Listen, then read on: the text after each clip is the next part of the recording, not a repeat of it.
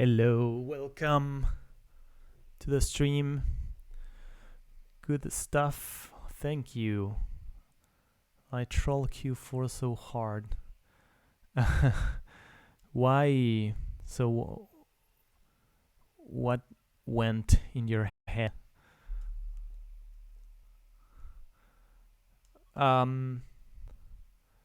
So welcome.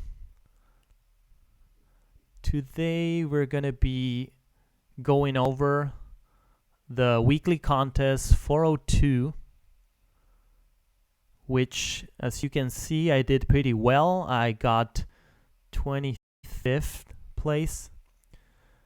I knew it was a sec tree 1 second in the problem, but I made the construction too hard, unfortunately.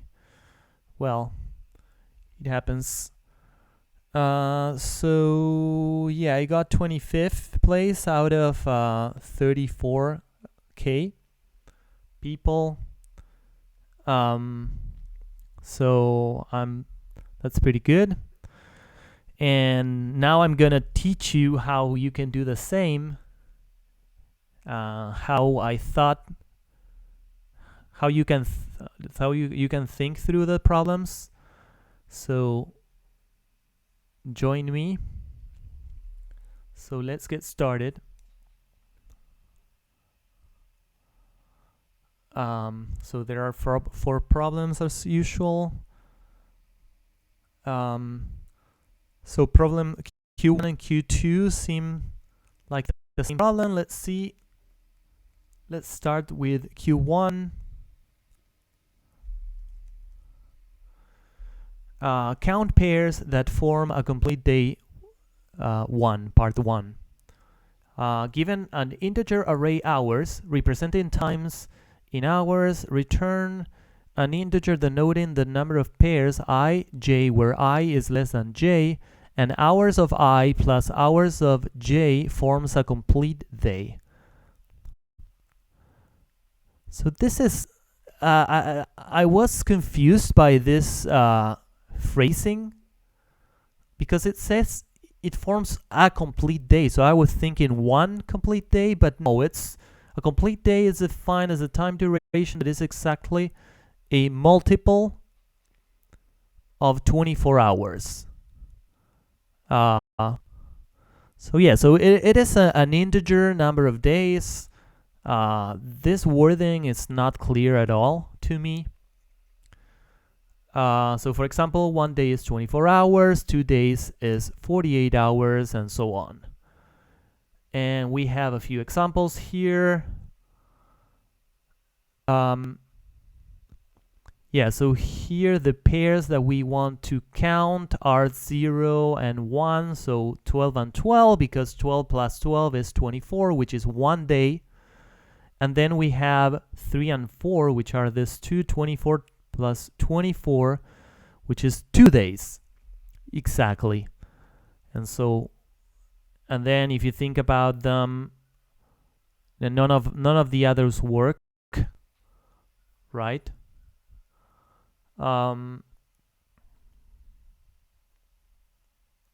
Okay, so what we can do? So this one is an easy, right? And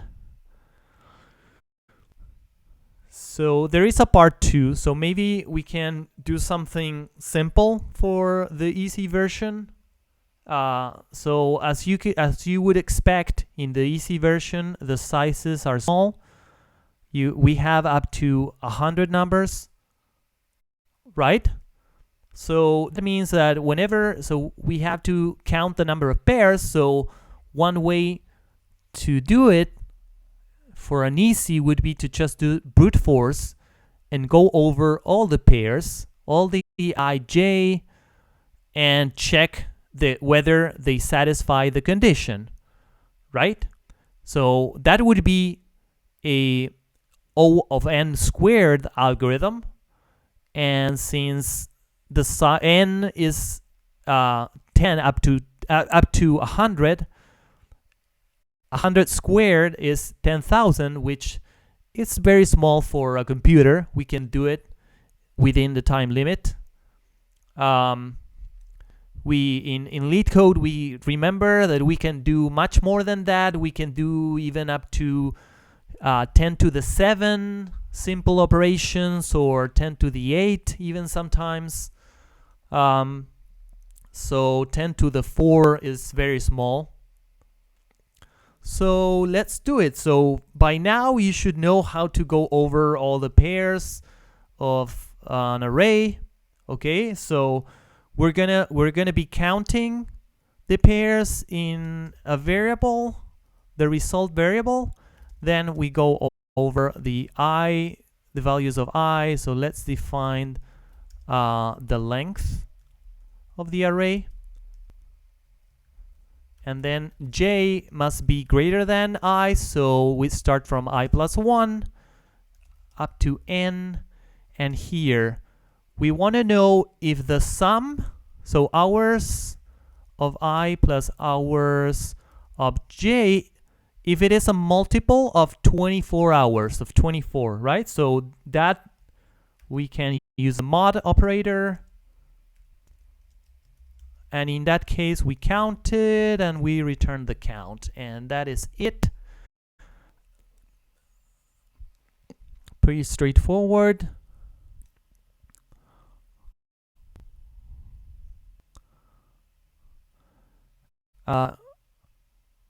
Cool. So notice that, what is this analyze complexity thing here? I think that's new.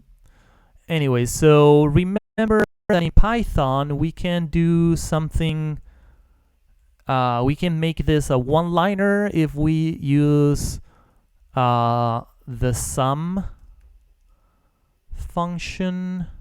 So we want to sum 1 if the pair satisfies this condition. We just rearrange the expression a little bit, and we can do, and we want a true one-liner, so let's replace this, and we got our one-liner. Cool. All right, so yeah, that's it. So remember the logic. So the reasoning to determine whether you can do the brute force solution, the all pairs. Hello, smart coder, welcome. Remember how you do the analysis, and to know whether the going over all the pairs is would be fast enough. And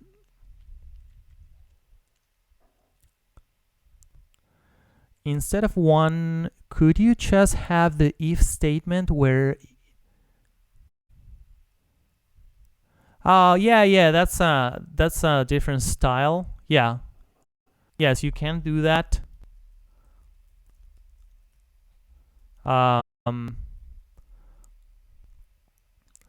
I sometimes, so you can sometimes get error.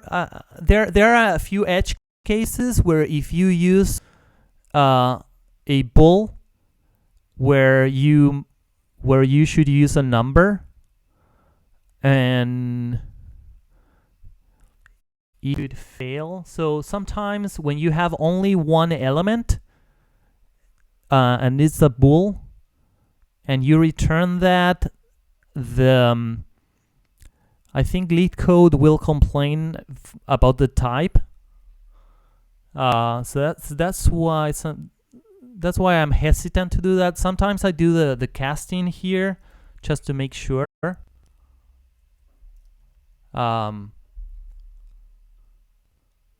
But I think it's a little more elegant to use the one. I mean, that's my favorite way of doing it. But yeah, thanks for the suggestion. Let's go to Q2 then. So notice that when I started the contest, so I realized when you look at the names of the problems, you realize that Q1 and Q2 are part 1 and part 2 of the same problem. So then I just looked at them. So what I do, because sometimes, so there is a strategy, right? If you sometimes the part 2 is the same problem but with bigger constraints, right?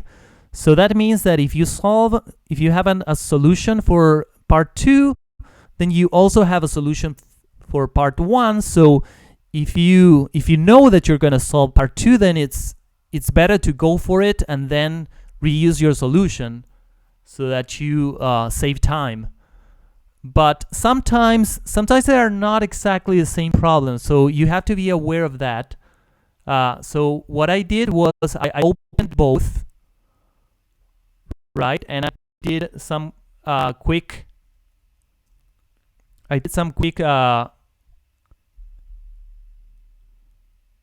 change of the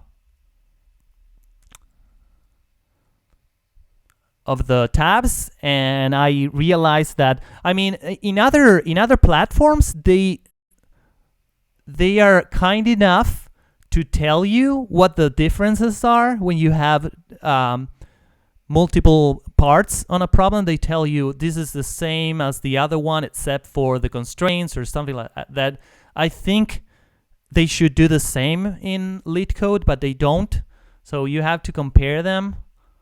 And once I realized they were the same, then I went directly for part 2.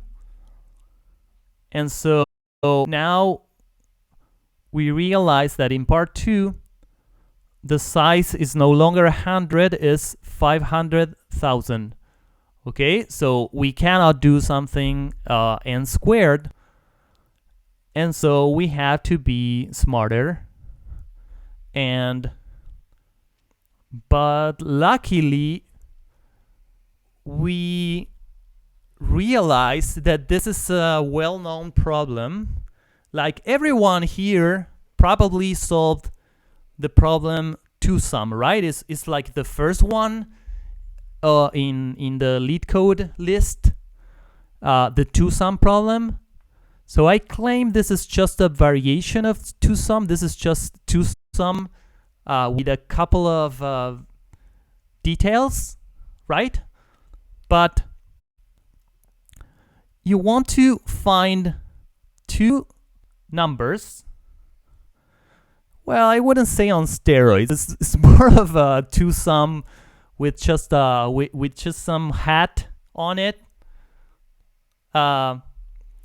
But here you want to find a pair such that their sum, it's a multiple of 24, right? So in 2-sum, you want the sum to be equal to some target that is part of the input. But here, well, here, if you think about it, it is the same, because they have to add up to 0 mod 24. So our target here is 0, and our arithmetic is modular, is modulo 24, right? So it is the same idea. You have to add up to a value, which is 0, right? So we have this equation. We have this equation, a of I plus a of j have to be, so this is how you write modular equations. Like, you say it is congruent to 0 mod 24, right? But this is the same as an equation, right? So now if you remember from 2-sum, the technique is to, so let's say we cannot do n squared, but we can do O of n, right? So we could try all possible values for a of j, right? So we make this a constant. We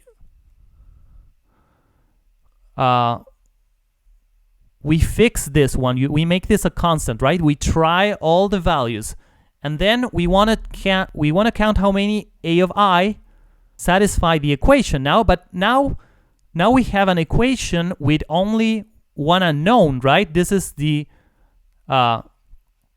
only unknown, right? So let's solve it. Let's solve like you would. So we want to see what value a of I. So we subtract a of j from both sides, right? So that means that it gets canceled here, and we get minus I of j mod 24, right? So this is our new equation. So now we know that a of I has to be minus a of j mod 24. Okay. So now we can count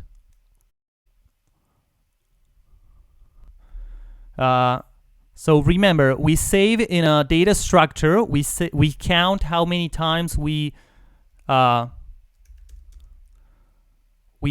each value, right? So mod 24, we care about mod 24. So we want to count how many times we've seen each value. We want to count the pairs here, and we want to go over all the values, and here we want to add the ones that satisfy our equation, which is minus x mod 24, and then we count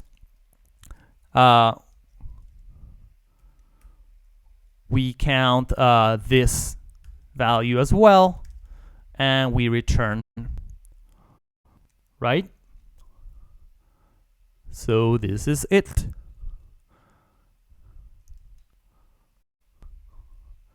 Very simple.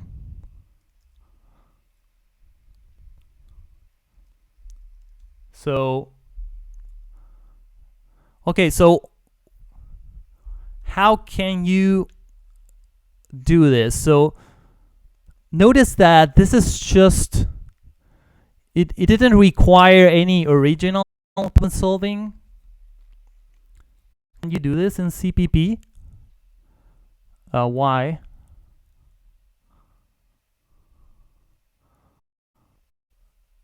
I don't think it's it adds anything. It's gonna be the same. Yeah, I know you cannot have negative values for the mod. You have to do a little. You have to do a little different here, but it's pretty much the same idea.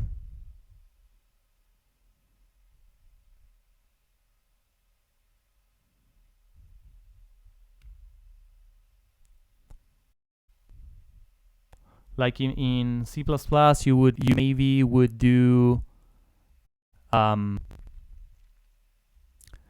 here you would do mod 24 and plus 24, and so now you don't have any negatives in the mod, and that's what you would do. But here it's just simple. I mean, it makes more sense in Python. In Python, the mod is like the mathematical definition of mod, so it's better. All right, so yeah, so why was I able to solve this in 1 minute in the contest? Well, it didn't require any original problem solving, like creativity. I mean, the only thing that it requires is memorizing this pattern. But so maybe you didn't see this pattern, even though you have solved 2-sum before, but the key is understanding the pattern deeply, right? I just explained how this generalizes. So this is a generalization of the two-sum equation, but this would work if you have any equation, right? If you have any equation where so even if you have more variables than two, so sometimes, so you have, for example, three-sum, where instead of 2 you have 3 in the equation, and but it's the same idea, because in that case you go over 2 of the variables, so you make 2 of them constants, and then you're left with one unknown. So again, you have an equation with one unknown. You can solve it, and you can find what the value of the missing variable should be, and so you can access it in a data structure.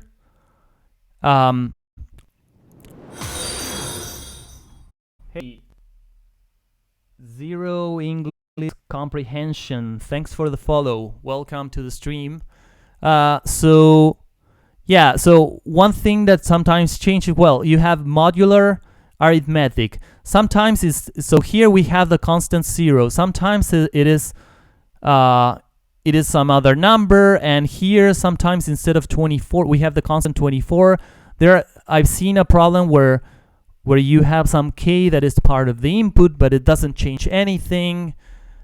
Then sometimes instead of asking you for a pair, for the sum of a pair, they ask you for the sum of a range, or maybe for the XOR of a range, so some function of a range.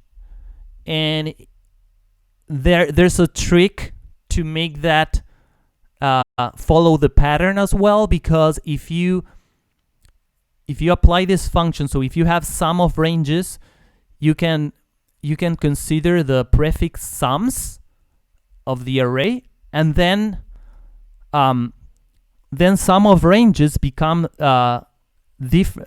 differences between pairs, right? So now you're back into pairs, and so you're back in the pattern of the two-sum.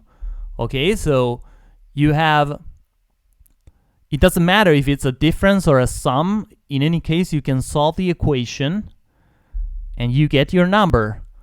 There are other variants, but every time you're asked to count pairs or count ranges that satisfy some condition, some equation, think about the two-sum pattern in its more general way, and it's just a matter of a reduction. So I think the only creativity that it requires is to make this recognition and this reduction into the pattern, and then it's just mechanical, right? And even so, in my case, I probably have coded this code as I have solved this variance of this problem maybe 100 times, and so it's just, but it is not necessary, right? It's I mean, it helps if you see many variants of the pattern before, because that helps you realize what kind of variations you can have. But if you actually do the think about it and think about these things that I explained here, and you know deeply what's the structure, you don't need to do 100. You can do just a few, and you already know it. So yeah, so that's how you can also solve this pretty quickly in a contest. So let's move on now to question 3.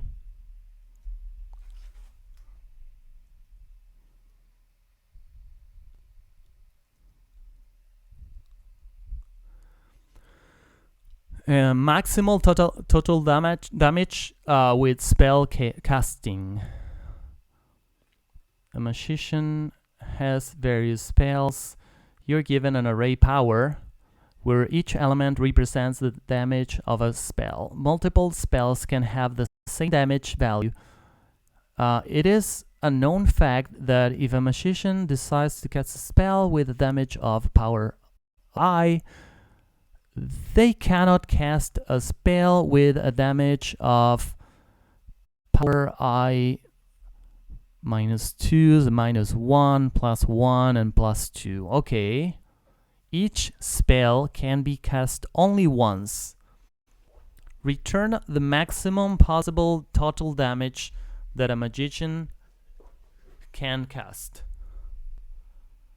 And we have up to 10 to the 5 values. Okay, so how do you think about this kind of problem? So notice that we're asked, so this is a different kind of problem, right? In the other one, we had to count pairs. Here we have to make decisions. Like we have to decide whether we take each of the elements or we don't, right? We have to take a subset so that we find the maximum value with some constraints, right? So those kinds of optimization problems, they are usually solved with DP, with dynamic programming. So you already should have a feel for using DP when you read this problem. But there are a few problems, right? Because here there is this condition, right? So usually when you do a take it or leave it DP, right? When you are trying to find a subset and you decide, so I either take it or I leave it, and then you move on to the next element and you do them in some order. But here, if you take one, then that determines whether you can take other elements. So how do you deal with that, right? This problem is cleverly written. What do you mean?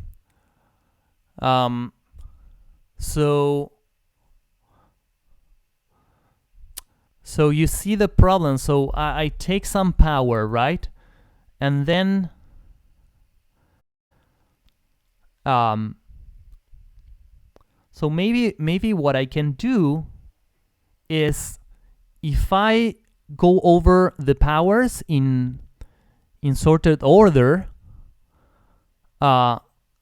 then the ones when I take the ith power, then the only ones that are affected that now I cannot take are at most the next two, right? Because it could be, well, I mean, we could have duplicates here. So let's forget about the duplicates for a moment. And so if you don't have duplicates, you only affect the next one and the next one, right? The next two elements at most, right? And so maybe you can make a jump and continue your recurrence from the point where you don't have any restriction anymore, and you will have a new sub problem where you don't care about the restrictions anymore, right? So that is the the key idea here. No, realizing that if you process them in order, then when you take one, you just skip the next ones, and you are again at the same situation. You're at the same sub problem, and you don't have to remember which ones you selected anymore.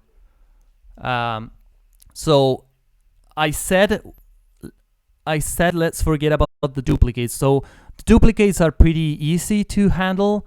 So it's pretty obvious that if you take one, so notice that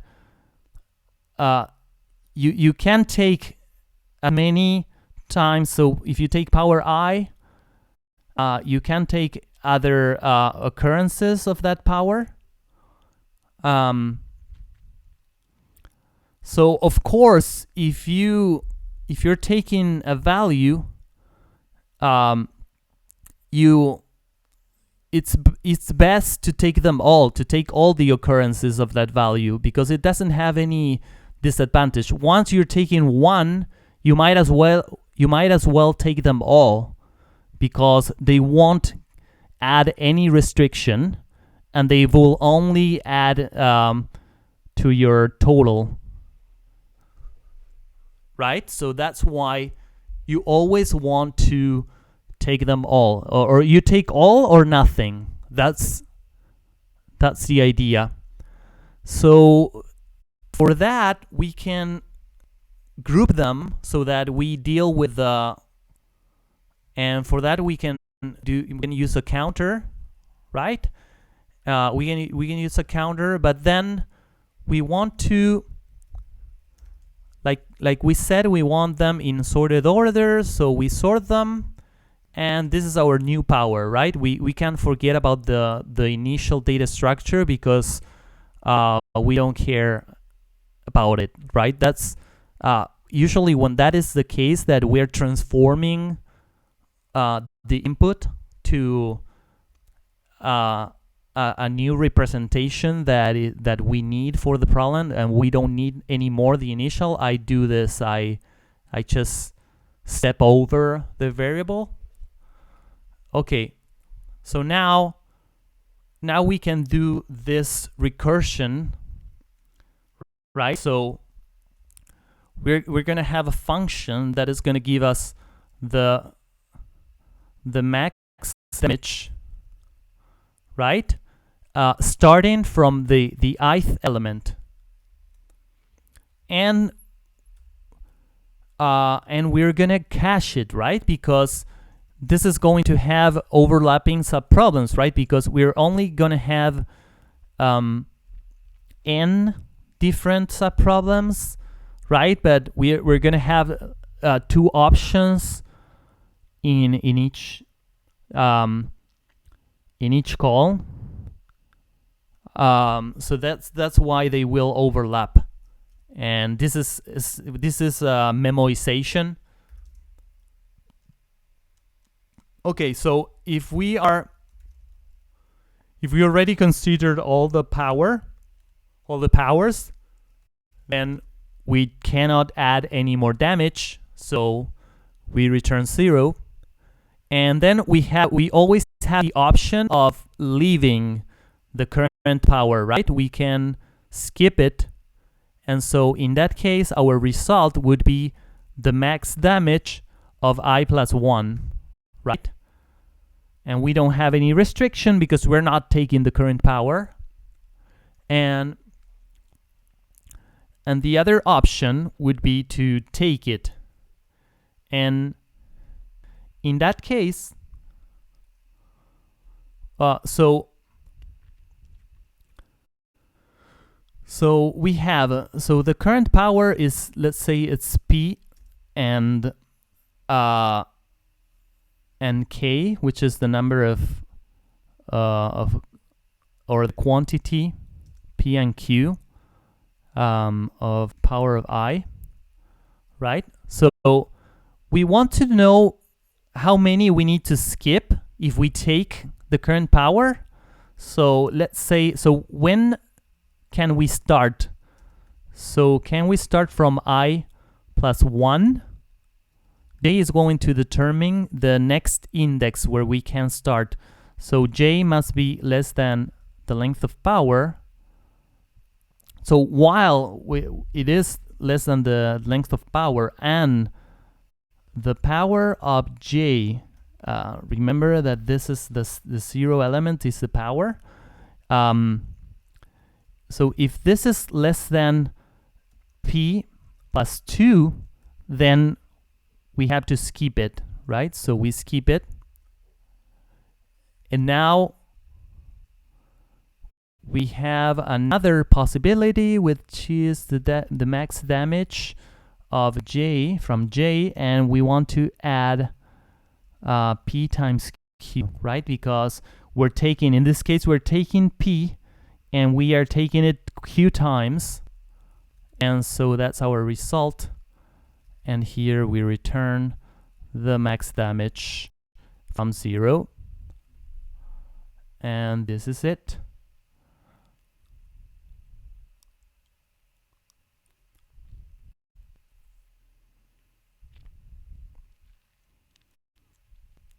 Cool.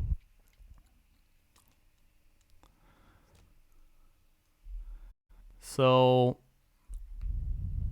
yeah, so here the key idea was to realize about this thing about the order.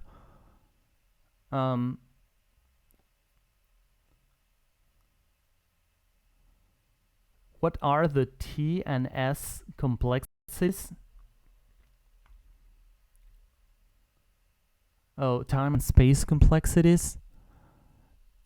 Yeah, so time.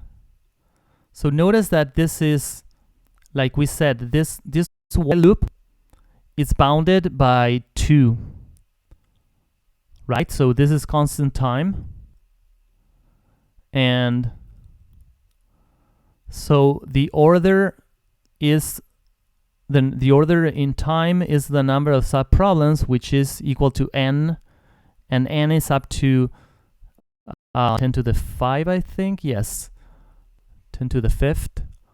And in terms of space, you also have the cache, where you're caching the value of each element, so it's O of n as well. I guess if you did it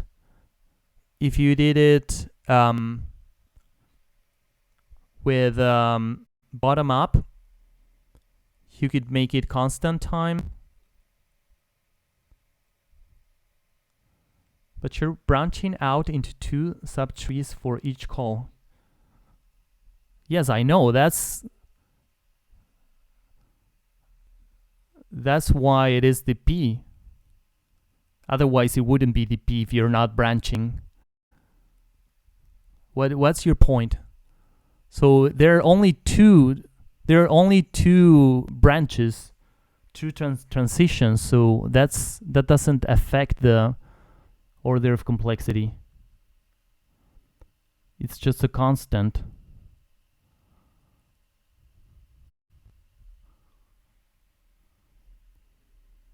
So wheat cache is O of n. What? Man, I thought you're supposed to know DP. Why are you asking as if you didn't know DP? Like, that's the point of DP, that you, even though you're branching, and it would be exponential if you don't if you don't cache, makes it linear time. Okay, so what I was saying is that voice is breaking, so I didn't catch what you said. No, I'm saying that, like, I don't understand what you're going with this. So you're familiar with the P, so that's the whole point of the P, that even though you're branching, since the subproblems overlap, you only solve each subproblem once because you are caching. or if you're doing bottom-up DP, you're using the saved value of the subproblem, and so the order is linear.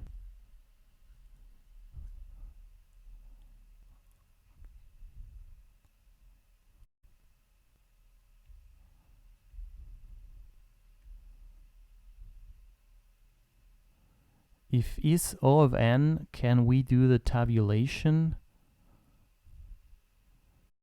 You mean bottom-up DP? You can always do bottom-up DP. It's not only for n, for O of n.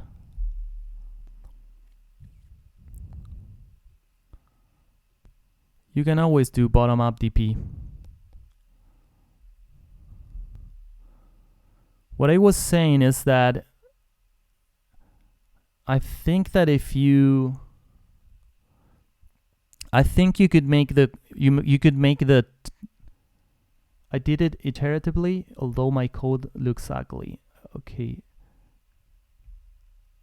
Do you want to do bottom up for this? Yeah, that's what I'm saying. Space can be constant if you do it bottom up. Yes. That's a good point. That's an advantage.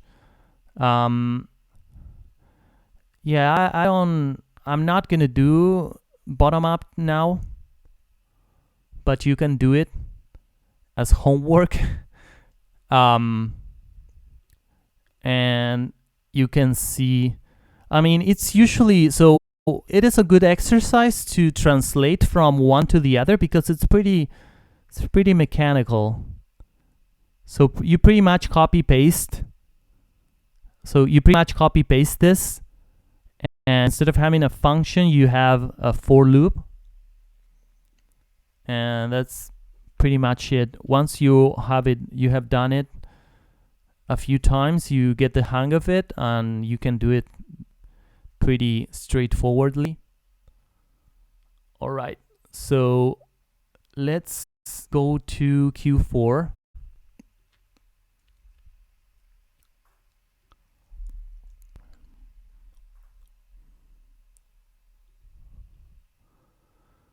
Peaks in array.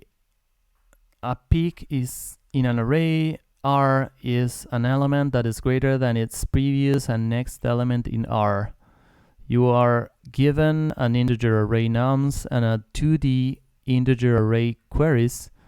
You have to process queries of two types. So you have queries, so you have the query 1 of type 1, which has an L and an R. Determine the count of peak elements in the subarray nums from L to R inclusive.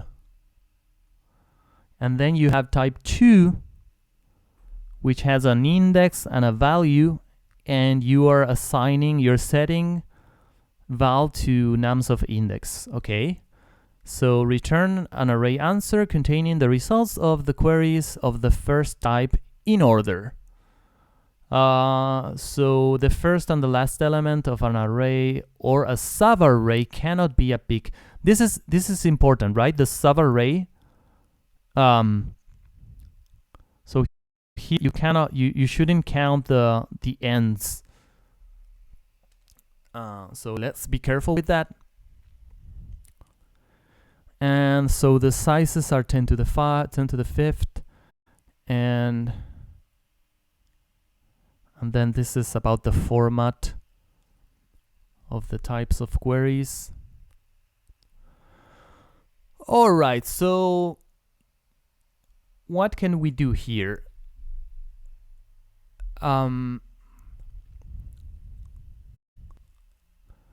So here, the idea that you need to understand, so we are changing. So why is this hard? It is hard because we're making changes, right? If we only had to count, if we only had queries of the first kind, then it would be easy, right? But we're making changes, and so we have to update some data structure so that we can still respond to queries of type 1. But the idea here, so notice that peaks are so one element is a peak. It only depends on it is a local. It's what I would call a local property. It only depends on itself and its two neighbors, right? So when you modify an element in the array, so let's say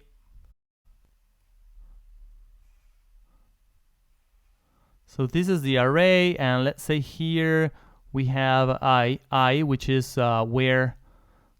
So we're setting x here, and we had some different value. So notice that if you have an element that is far away from it, so this element here,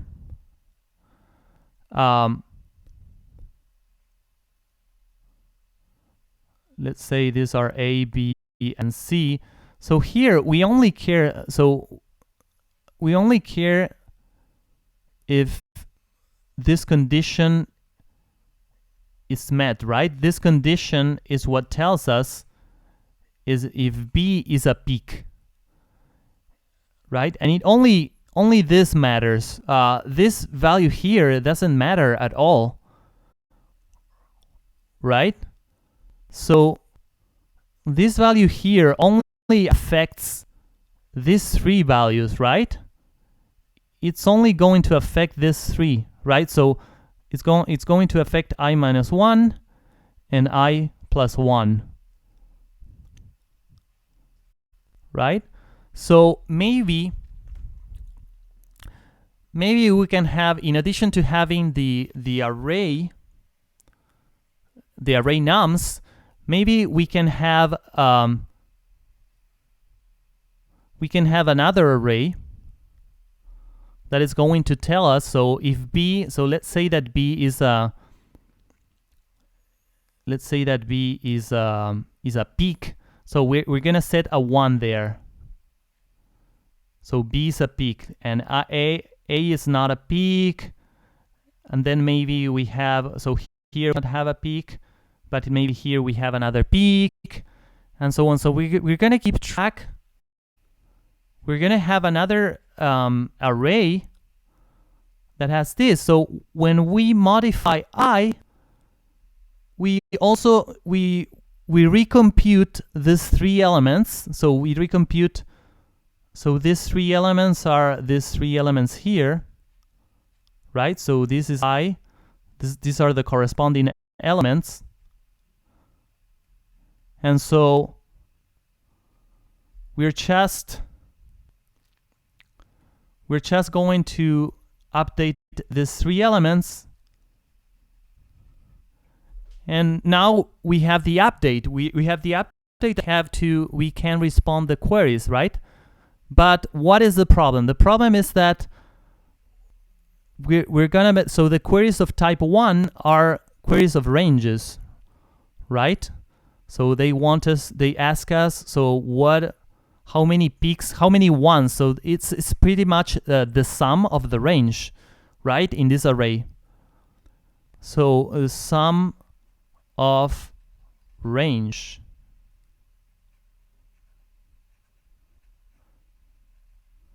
So there is a data structure that does this pretty quickly, right? If we have an actual array, then it will be slow because we have to go over the range. But if we have a segment tree, we could do this in logarithmic time, and so it's fast, and we can solve the queries pretty quickly. And that's all there is to this problem, right? It's understanding that this property is very local. It's very restricted to a neighborhood, Yeah, I think it's on the side of the hearts, but I also want to give credit to myself that my goal is to make them easy as I can. Anyway, so but that's the idea. So you realize that this neighborhood is constant space. It's constant time to update it. So you only update 3 elements, and you're good to go. And so notice that, well, okay, so here, so I'm saying this segment tree. So maybe you're saying, I don't know what a segment tree is, or I heard of it, but I haven't used it before. So there is no excuse. So you need to know. You need to know what a segment tree is, just like you know any other library in your. So a segment tree is a very useful data structure for interviews and contests. So there is no excuse. You should, if you don't have it, make sure you have your template for a segment tree. You have your personal library with a segment tree implementation. You can find one. There are a few public ones, or you can do your own. You can copy from the sample codes, or what I'm gonna use right now. But why do I say that there's no excuse? So maybe you think, okay, so I'm not advanced enough, so I think it's too complicated to understand how it works, how to implement it. And that's fair, but that might be true, but that doesn't stop you from using other data structures, right? So for example, in Python, you have a sorted list, and I have no idea how it's implemented. I don't know how it's implemented. I could not implement it on my own, like from scratch, I think. And yet, I know how to use it. I know its interface, and that's all I need to solve problems with it. So in the same fashion, should be able to learn the interface of a segment tree and use it to solve problems before you even know how it works internally, right? Same thing with sort. Maybe you don't know how sort works for any library thing, with a dictionary, a hash table. So learn the interface of a segment. The segment tree as an interface is pretty much pretty much an array. You have to think about it as an array on steroids. or in other words, an array with range queries, right? So you can ask for the value of a range. No, not range update. So yeah, I mean, there are more advanced versions of segment trees that have range updates, but the basic segment tree, in the basic segment tree, you modify one element at a time, not a range. So you update one element at a time, and then you ask for any range, and it does that quickly, right? So I want you to make your segment tree library. There are no more excuses. That's my advice. So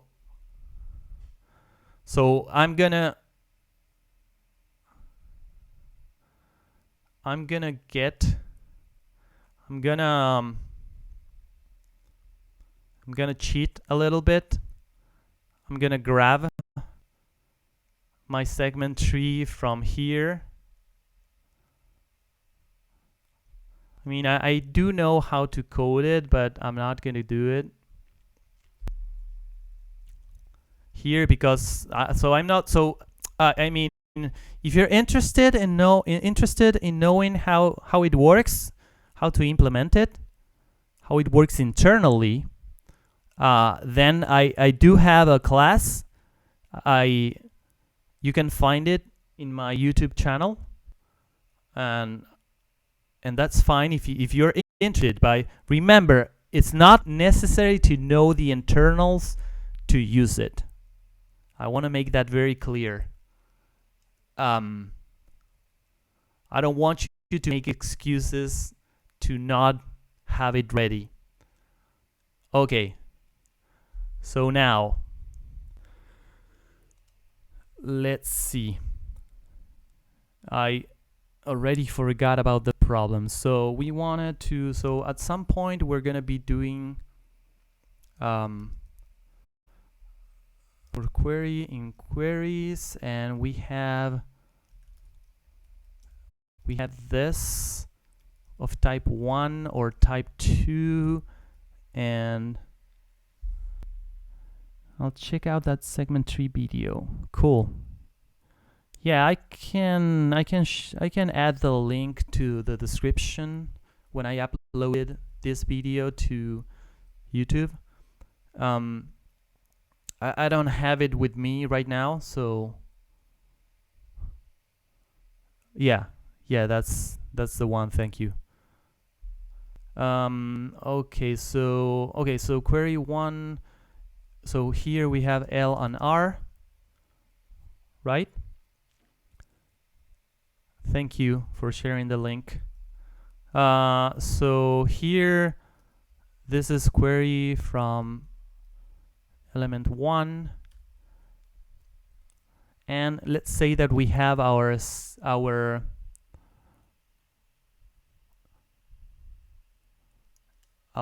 peaks, so our array of peaks, right? And we want to make a query.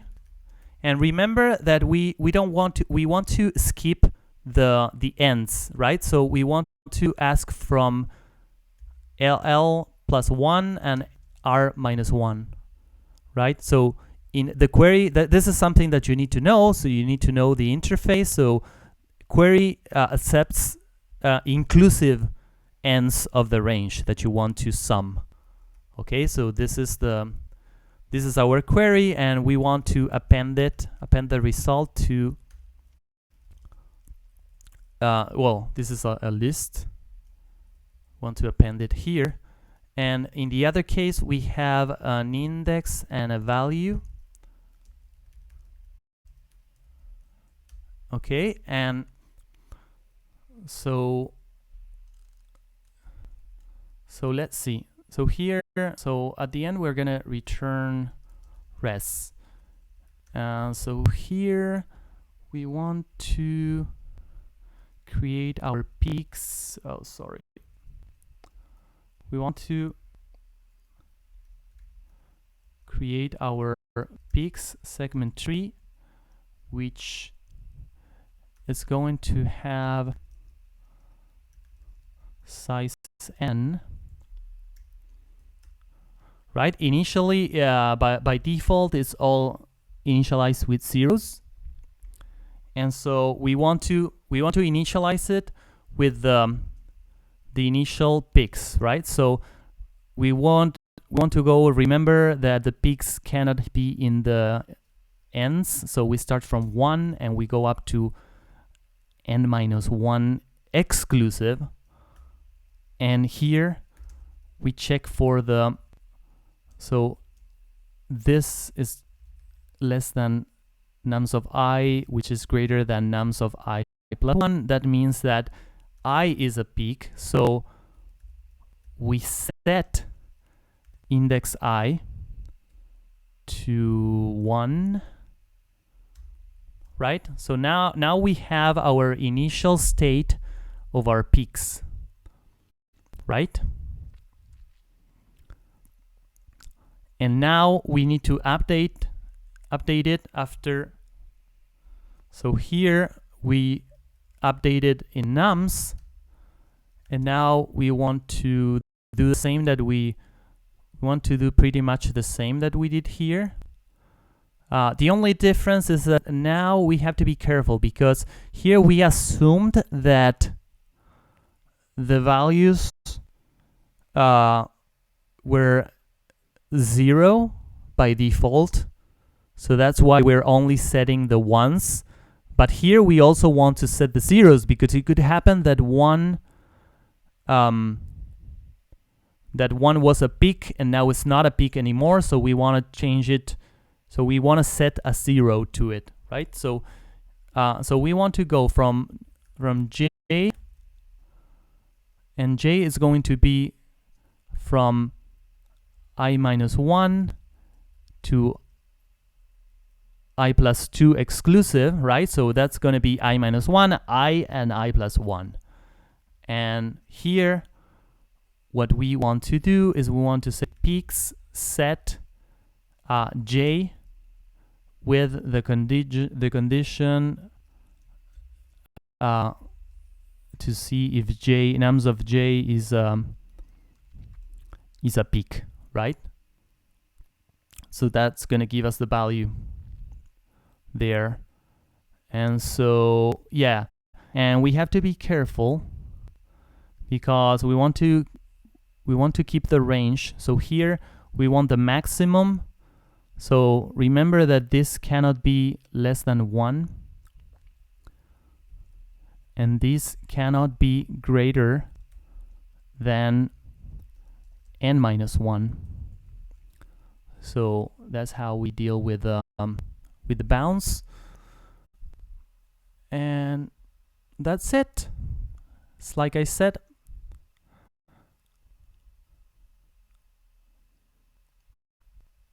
Cool. So here's my solution. You can use this implementation of segment tree if you want. I think there might be better implementations. So yeah, sometimes you have to, you might have to, if you see one of the libraries, I think one of them is called PyRival. You can search for it, and they might have a more complete interface, so that you don't have to, because here I have a very simple implementation, because since I understand the implementation, I sometimes change it directly to, even though I have some configuration here, right? Because I am passing the operator that I'm using to aggregate the range. And notice that here you could pass anything like min, max, XOR, and GCD. There are many things that you can do with it. That's why it's very, very versatile, and that's why you should know it. You should have it. All right, so that's it. I think it was kind of an easy contest, I think. I mean, on the one hand, the first two problems were the same, and the optimal solution was not hard to find. It was a very known problem, very well-known problem. Then the Q3 was a DP, which required very minor making one insight pretty much. And then, yeah, and as you saw, the hard one was not a big deal. So that's why I was able to solve it pretty quickly, 19 minutes. Yeah, I think I did this strategy of submitting everything together, which I think it cost me a little bit of time because here, so by this time here, by the 18th minute, I had them all solved.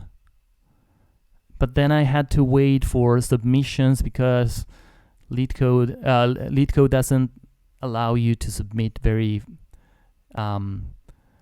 frequently, and so it cost me some precious seconds. Maybe I would have been 24. Maybe I could have beaten Chichi. Anyways, no, yeah, I think I was very quick on Q2.